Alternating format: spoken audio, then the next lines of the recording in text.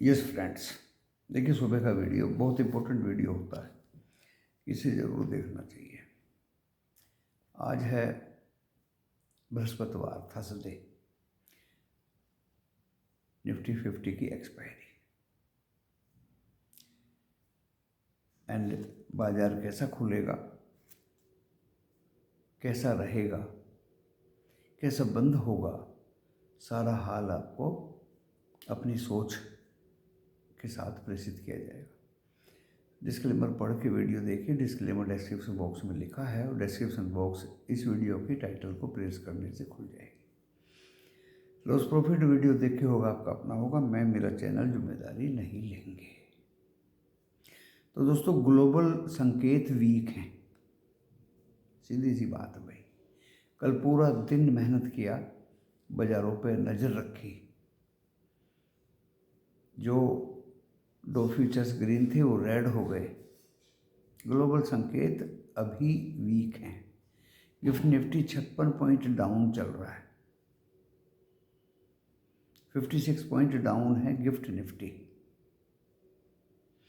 Jerome Powell की speech कि future में जून में कम से कम रेट कट की कोई उम्मीद नहीं है।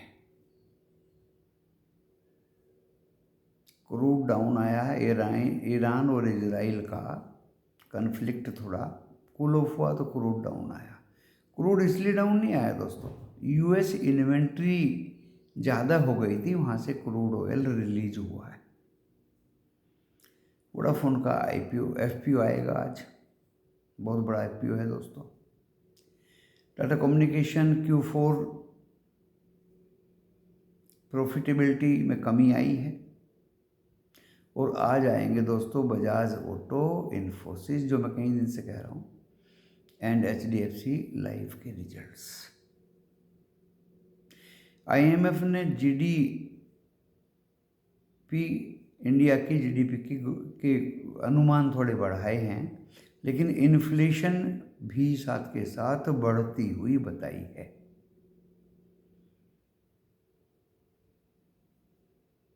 कल रामनवमी की छुट्टी थी, आप लोगों को बहुत बहुत फिर से एक बार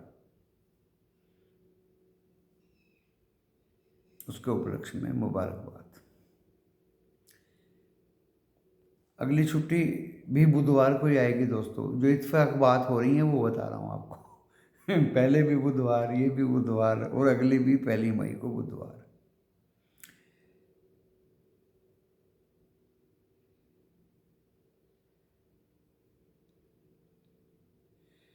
आज देखिए, मंगलवार को निफ्टी 50 में क्लोजिंग पे कुछ रिकवरी दिखाई दी थी। सपोर्ट से रिकवरी दिखाई दी थी। उसको ओवरसोल्ड कहो, वहाँ से कहो रिकवरी थी, या सपोर्ट से रिकवरी थी। और ऐसी रिकवरी थी मिड कैप और छोटे स्टॉक्स में तो कि एक के सामने दो बढ़ोतरी दिखा रहे हैं। लेकिन दोस्तों वो सिर्फ एक देखने में ही था, सस्टेनेबिलिटी नहीं लग रही थी।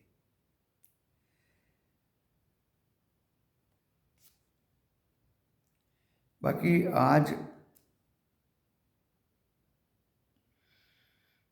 जेरोम पावेल की speech, Infosys, Bajaj auto, HDFC life के रिजल्ट्स, निफ्टी 50 की एक्सपायरी, इन सब का असर देखने में मिलेगा दोस्तों। हमें सबड्यूड ओपनिंग लग रही है, कुछ सबड्यूड ओपनिंग बाजारों की आज होगी। वैसे bond yield, dollar index, Brent crude and gold के भाव तो थोड़े नीचे आए हैं, लेकिन उनसे भी रेस्पाइट मिलती दिख नहीं रही है। जेरोम पावेल की स्पीच थी कि अभी तो बढ़ोतरी हो रही है, और उसका असर दिखाई देगा। अर्निंग्स, इन्फोसिस, जियोपॉलिटिकल टेंशन, इन सब का असर आज मिला जुला होगा। यूएस इन्वेंट्री की वजह से क्रूड ऑयल डाउन आया है। अंडरटोन बिल्कुल कॉशियस है आज।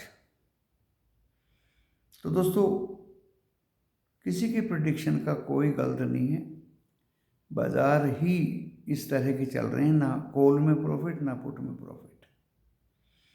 बॉन्ड सेलिंग की वजह से बॉन्ड यील्ड नीचे आई है, वीकनेस तो परसिस्ट होएगी बाजार में, और इकोनॉमिक डेटा के आधार पे बाजार चल रहा है। अभी तो जियोपॉलिटिकल टेंशन को डिस्काउंट नहीं हुआ है। यूके का इन्फ्लेशन बढ़ के आया है। आईएमएफ ने रशिया का ग्रोथ सबसे ज़्यादा बताया आने वाले दिनों में।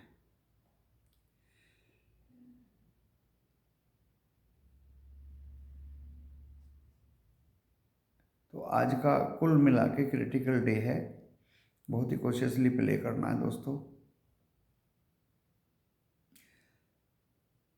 स्टेबिलिटी यूएस में कोई दिखाई नहीं दे रही, बाकी नैस्डैक डाउन में बंद हुआ जैसे,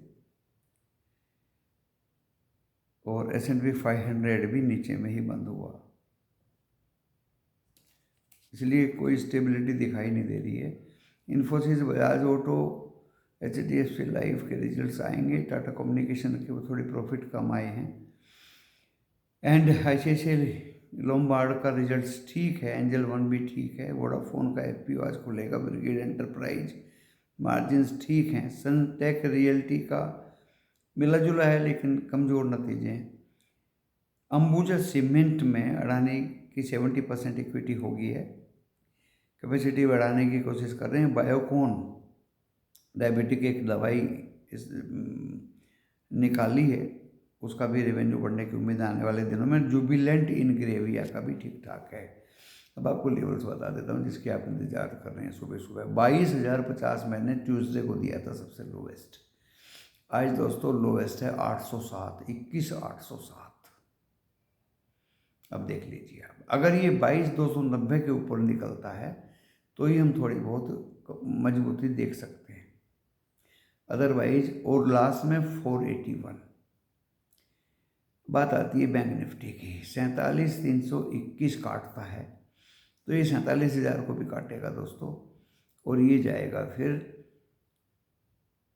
46 की तरफ, 46,900।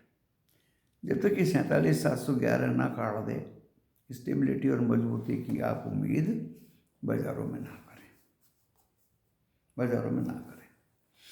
तो दोस्तों, ओवरसोल्ड है, थोड़ी बहुत बाइंग आएगी, शॉर्ट कवरिंग आएगी, फिर से बिकवाली आ जाएगी, शॉर्ट कवरिंग आएंगे, फिर से बिकवाली आ जाएगी, यानी सेल ऑन राइज।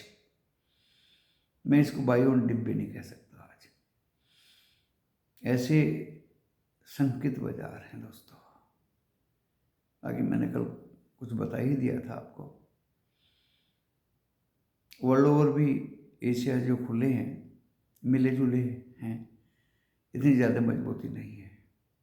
जहाँ तक क्रूड ऑयल की बात है, ये बिल्कुल शंका में है दोस्तों। कभी भी कोई मूवमेंट इजराइल की तरफ से आ जाए, स्टेटमेंट आ जाए, तो ये ऊपर भाग जाएगा। एंड इन्वेंट्री यूएस ने अपनी ज़्यादा थी रिलीज़ की है, इससे ये नीचे आया है। बाकी जो टेंशन है उसकी वजह से नीचे नहीं आया। तो बिल्कुल सस्पेंस है क्रूड ऑयल पे अभी तक। तो जहाँ सस्पेंस हो, इतना ज़्यादा सस्पेंस हो, रिस्की हो, वहाँ ऑलमोस्ट ट्रेड नहीं करना चाहिए। इसी के साथ दोस्तों इस वीडियो को मैं विराम देता हूँ। नमस्कार।